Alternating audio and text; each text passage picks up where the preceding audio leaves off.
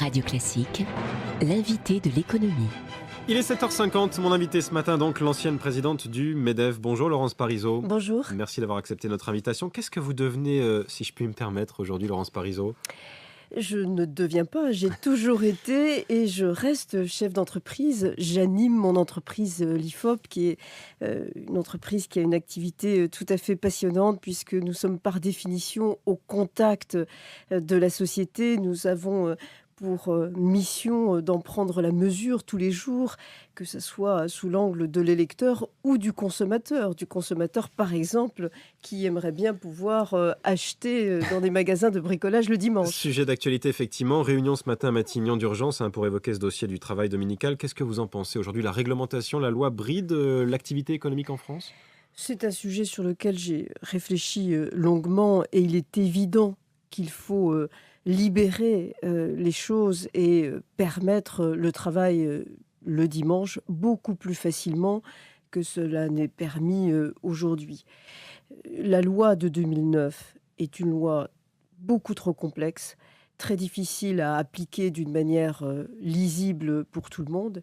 Et puis surtout, il semble que nous ayons un tout petit début de reprise économique.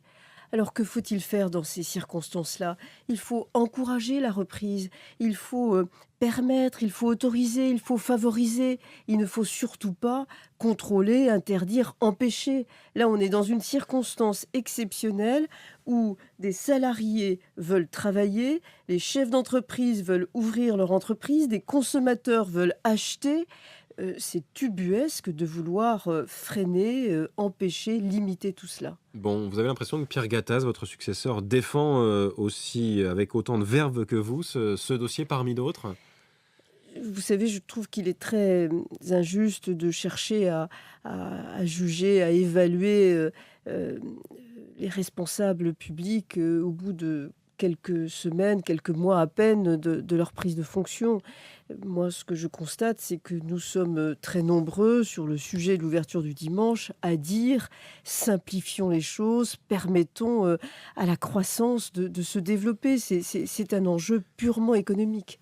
Pierre Gattaz, donc peut-être un peu mieux faire, si j'ai bien compris, Laurence Parisot, n'a pas vraiment réussi à peser sur le projet de loi de finances 2014. Rien au final sur la baisse du coût du travail censé compenser, on le rappelle, la hausse des cotisations retraite pour les entreprises. Et puis, un nouvel impôt, une surprise sur l'EBE, l'excédent brut d'exploitation. Alors là, c'était un peu la surprise du chef, non, pour le MEDEF ?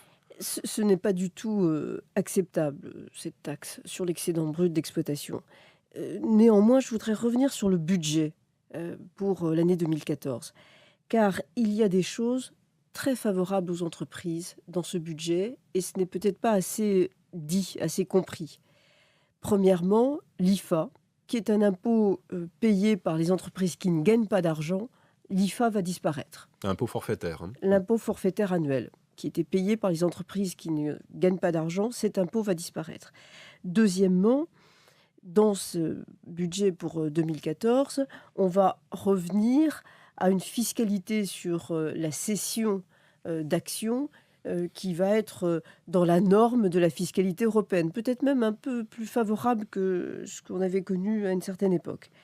Et puis, surtout, le crédit d'impôt compétitivité emploi passe une vitesse supérieure et on va avoir un taux sur le crédit d'impôt compétitivité emploi de 6% de crédit, ce qui va quand même permettre la baisse du coût du travail. Mais, et vous avez tout à fait raison de le souligner, alors qu'il y avait ces choses favorables, il y a une aberration dans le projet tel qu'il est aujourd'hui. Espérons que la mobilisation qui prend de l'ampleur des chefs d'entreprise sur le sujet va inverser les choses.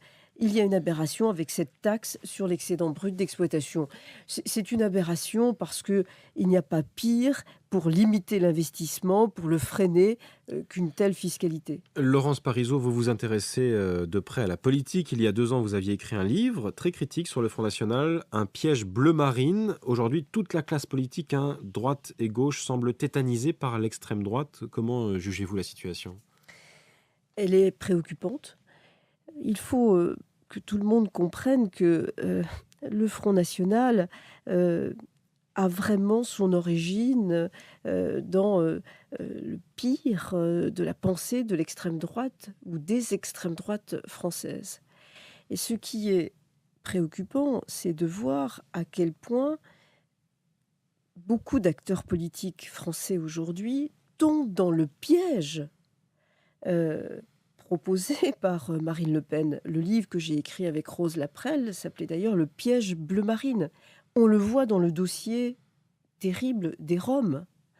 Les Roms, c'est une situation vraiment très compliquée. Les Français, certains Français sont victimes des agissements inadmissibles de certains Roms liés au vol, à la prostitution, à d'autres choses encore. Mais les Roms sont également des victimes. Ils sont des victimes de gangs, ils sont victimes de mafias qui les contrôlent et est à l'origine de ces agissements que j'évoquais. Et la façon dont on parle aujourd'hui de ce dossier, c'est une façon qui est classique dans l'histoire de l'extrême droite, qui consiste à désigner, à chercher le bouc émissaire de toutes nos difficultés actuelles, et le bouc émissaire, c'est forcément un étranger. Et ce n'est pas ainsi que nous résoudrons nos vrais problèmes, et c'est en plus ainsi, malheureusement, que nous allons, si nous continuons ainsi, légitimer le Front National. Donc, Marine Le Pen a tendu un piège. Je crois que beaucoup d'hommes et de femmes politiques sont en train de tomber dedans. Un piège bleu marine, hein, je rappelle, c'était le titre de l'ouvrage que vous aviez publié, Laurence Parisot, en 2011. Merci beaucoup d'avoir été ce matin avec nous, Laurence Parisot, ex-présidente du MEDEF, invitée de l'économie ce matin sur Radio Classique. Avec